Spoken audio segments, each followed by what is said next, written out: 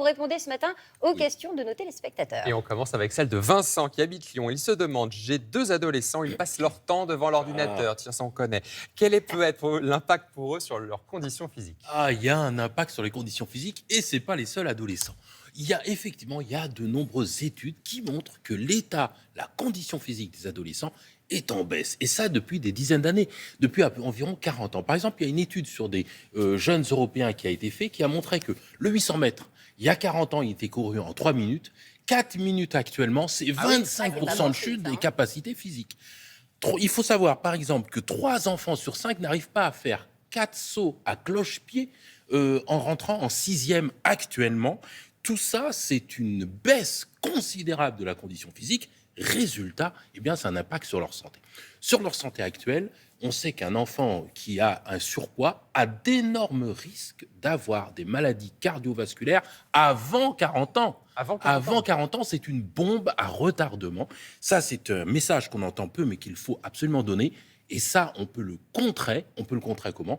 En mettant à l'activité physique les jeunes, en leur donnant le goût de faire de l'activité physique et du sport, de redonner le plaisir de faire du sport. Maternelle. C'est absolument important. C'est la préservation de leur santé actuelle et future. Allez, tous au sport. Là, vous avez tous les parents qui nous regardent, qui vont demander aux enfants de sauter à cloche-pied ce matin pour vérifier si tout va bien.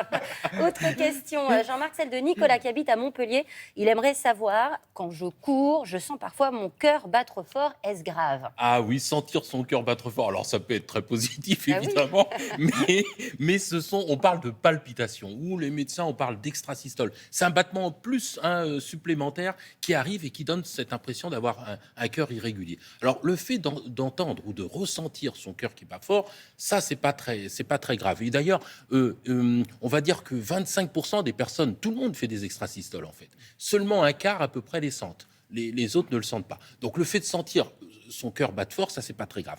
Par contre, il y a des critères. Il y a des critères qui doivent nous inquiéter, qui doivent nous faire consulter. C'est, par exemple, si ces petits battements, on les sent accentué à l'effort. Ça, il faut consulter. Si c'est associé à des symptômes importants, inquiétants, par exemple, un malaise, un essoufflement, des douleurs thoraciques, il faut consulter. Si, évidemment, on a des antécédents aussi qui sont marqués, par exemple, si on a atteint d'une maladie cardiaque, ou si dans la famille, il y a eu une mort subite, particulièrement en faisant du sport, ça existe, là, il faut consulter, il ne faut surtout pas attendre et aller voir son médecin ou son cardiologue. Mon cœur bat fort quand je vois Jean-Baptiste. Est-ce que c'est grave ? C'est entre nous, vous ne pouvez pas comprendre. C'est très fort.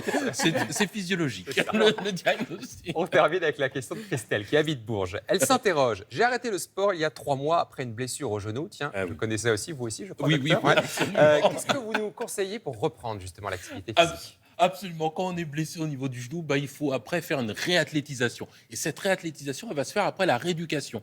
La rééducation, c'est avec son kinésithérapeute, son médecin. On va faire des exercices pour que dans la vie courante, on se sente bien.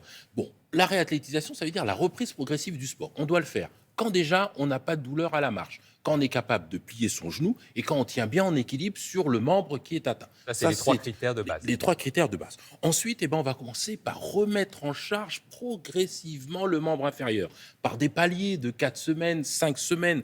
On commence par exemple par la natation, la nage ou l'activité aquatique. Alors, pas la brasse, parce que la brasse, il y a des flexions du genou. Pas bon pour le genou, la brasse. Et pour le genou, c'est pas terrible. Ensuite, on va commencer par faire du vélo. Du vélo, pareil, si tout va bien, au bout de 4 semaines, du vélo ou du vélo elliptique. Vous savez, l'ellipteur, où on utilise les bras aussi. Parfait pour le genou, ça. Ça, c'est absolument parfait pour le genou. On augmente et puis on continue. 4 semaines plus tard, on continue la mise en charge, par exemple, avec la marche nordique, avec les bâtons, vous voyez, parce qu'on remet en charge le vélo. On remet en charge le genou, évidemment, mais on utilise les bâtons. Et puis enfin, on termine par faire des alternances entre la course et la marche ou des étirements, et puis le gainage. On se renforce, évidemment, le gainage, on se renforce, c'est important, et on travaille l'équilibre. Merci beaucoup, Jean-Marc.